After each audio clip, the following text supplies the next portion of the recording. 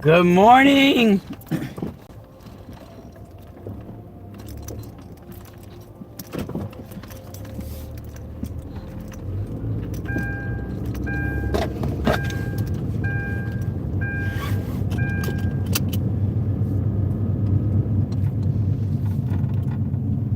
Happy Thanksgiving, everybody. Really's in the house. What's up, everybody? How's it going? So we're gonna do a quick video. Oh, look at.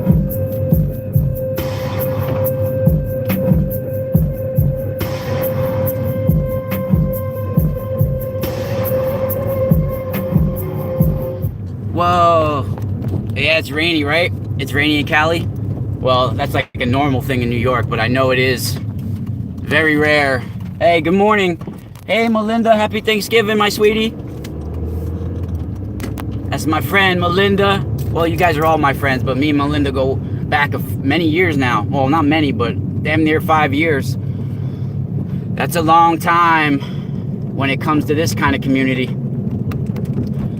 Because we got the best of people and we got the craziest of people in this kind of community, right? And what is this kind of community? We could call it spirituality, we could call it metaphysics, we could call it ancient mysteries, we could call it all a bunch, but it's just being human, right? The reality of being human and realizing that we have many levels to who we are, many levels to our soul, many levels to spirituality. And that leads us into talking about my topic this morning. And my topic this morning is, it refers to some Buddhism and basically like a leader. Some could say even like a cult leader in some ways from the 13th century, the 1200s. His name is Nichiren Daishonin. Now, Nichiren Daishonin is very famous in Chinese Buddhism, but all over the world as well. Very famous. And first, before I go into drive time shamans in effect, yeah, baby. I just hope that we got all right transmission right now. It's not all. Once I get a better phone and camera, we'll be better off. But right now, sometimes it's all weird looking and cuts in and out. But don't worry, we're gonna get the message heard. Now, first, let me say my experience with not so much Buddhism on a whole, but the Nichiren followers. Now, in the mid '90s, when I was in high school, I graduated 95, 96. So in the mid '90s, when I was in high school, I was working at a pet store part-time, and some of the main workers there, he wasn't the boss, but he was the one that ran the aquarium. His wife and him were Nichiren followers, Chinese Buddhists, and they were American. And at that time, I was going through a lot of fighting with my parents. I was rebelling a lot, and I decided they had offered me a room to live in their house. And I wasn't even 18 yet, but I had lied to get the job. And I had lied and told them that I was over 18 working there and that I was out of high school. And they didn't even realize that I was a junior in high school. And, there's a whole story that goes with it that I'm not going to go into, because I think even the guy's wife had like a huge crush on me. And she didn't even know my real age. So I had moved in with them, took all my belongings. My parents didn't even know where I was staying at the time. I kept it a secret. My friends knew, and they ended up ratting me out. So my parents came and eventually had my brother-in-law come to their house and threaten them and told them that I was underage. So I ended up leaving there. But that's a whole nother story.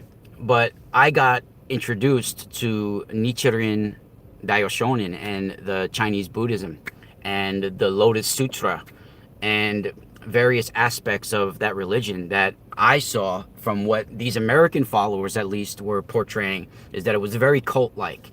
It totally built the wall between them and their own family. The way they followed it was very cult-like. The way they pitched it to other people was very cult-like. And I'm pretty sure that this is where the Nam Myoho Renge Kyo mantra came from. I think it comes from Nichiren. And you can... This is how Nichiren is spelled. It's N-I-C-H, Nichiren. Nichiren Daishonin, or Nichiren Shonin, some people call him. And this is a very old book that I have from back then. The cover's already taken off on the top, and it's all falling. Pages are all falling out of it. But this is a very old copy of the major writings of Nichiren Shonin. It's the Goshos. The Goshos are like sacred writings. And some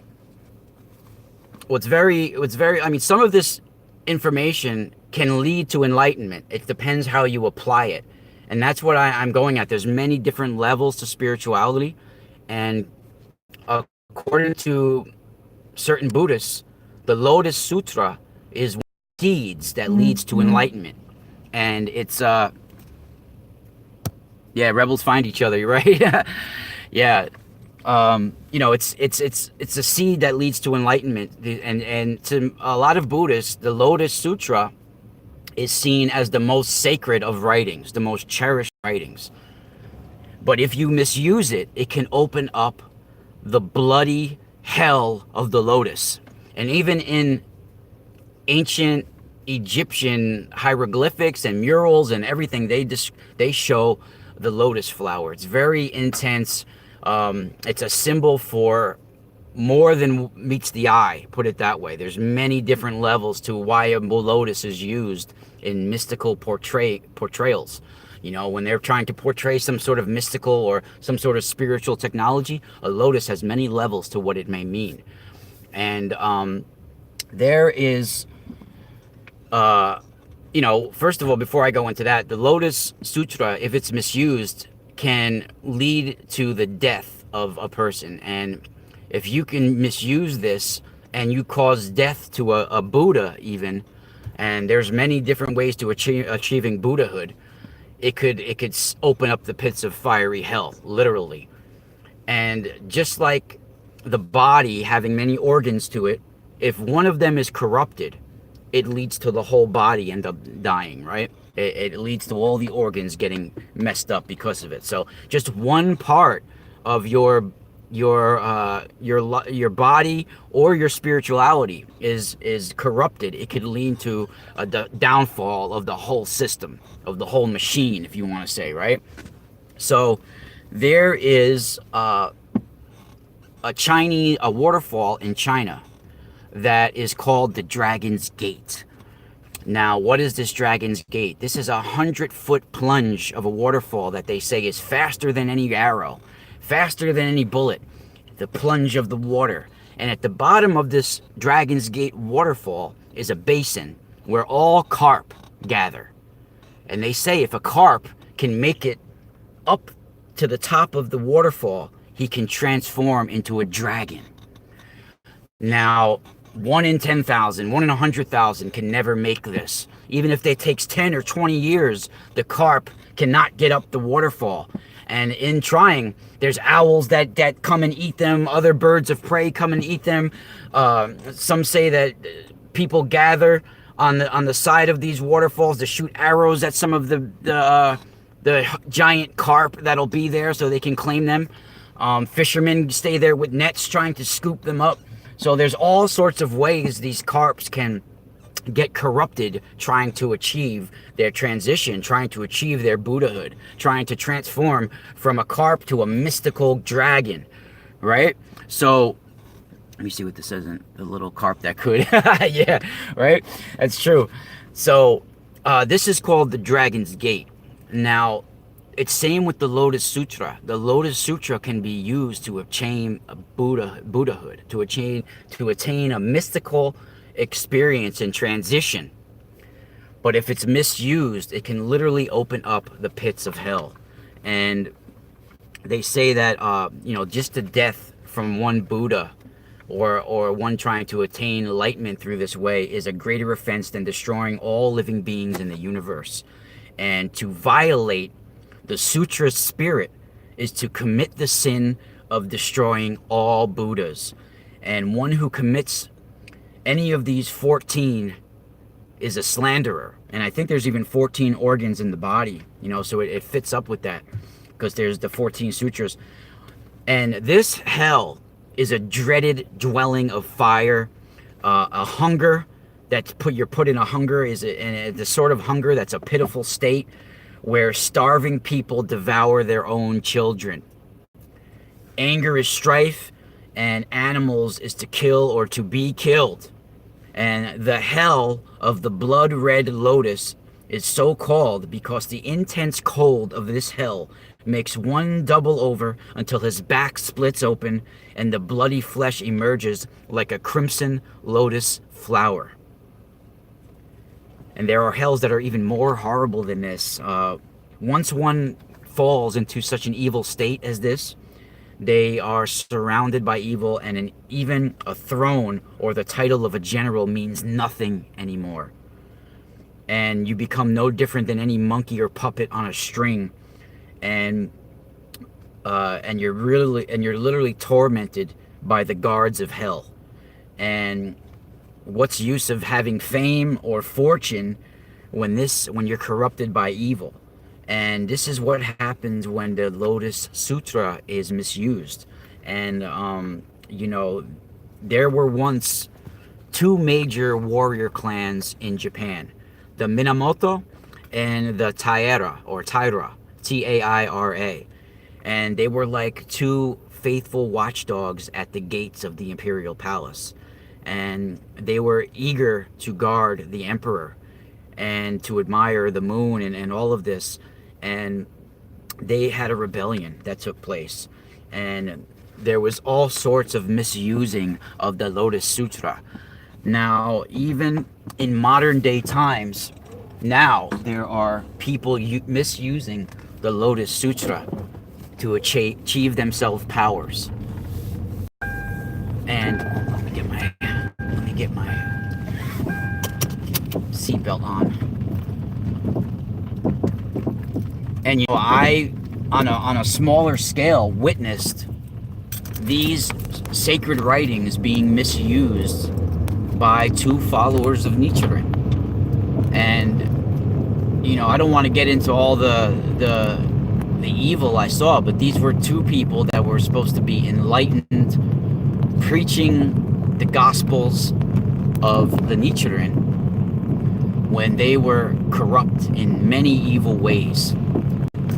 And it literally causes pain within the whole body and your organs to eventually shut down. When you're spiritually corrupted, it eventually gets to your physical body, and all sorts of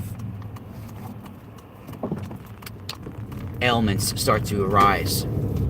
And it's very interesting to do more further research on this to find out what waterfall in China that they're referencing, which one is the actual Dragon's Gate.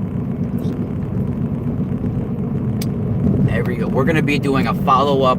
I'm going to be doing a few videos during Thanksgiving, little quick videos. And I am also available to do not only regular readings, but email readings. Even email tarot. There's one tarot deck that I do use. It's the ancient Italian one, the Visconti deck. And if people are looking for email readings or regular spiritual readings or spiritual clearings, I'm your man. And I've even helped out on exorcisms before, and I know exorcisms is really popular in modern culture now, but there's a lot of things that they say about exorcisms that are just untrue in the books. I mean, in the movies that they're portraying.